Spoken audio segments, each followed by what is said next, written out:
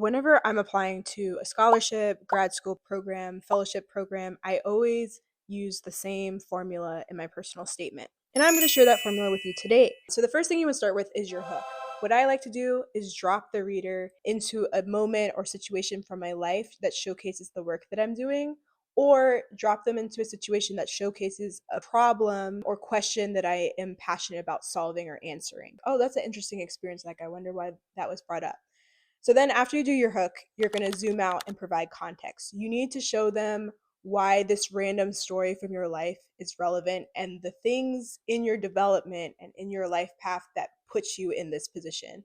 So talk about your background a little bit, talk about your interests, provide the context as to how did you get here to this moment and what is your purpose? What is the problem in your career that you are passionate and excited to solve or explore, better understand? Once you've done all that, that should cover about 75% of the essay. Then connect this story that you're telling and all this information about yourself to the program. Show that you did your research.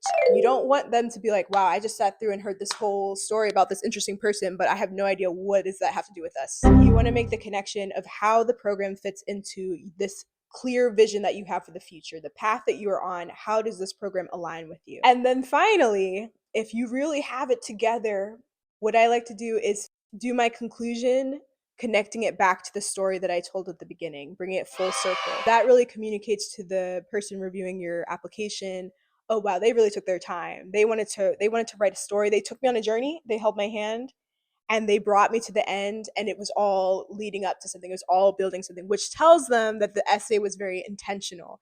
You don't want to get an essay from someone that's just like, I just needed to write something. When you have these little details at the end that makes it clear to the reader that you really cared about the story that you wanted to tell and their time, because they're reading through 50 applications, that really stands out to them. So those are my things. That is my formula. It has worked for me. It has worked for several of my friends. I have looked at some other people's essays from some of the programs that I've been in, and they also use similar parts of this formula. If this was helpful, save the post. If you know someone that could make use of it, share it with them, and have a great day.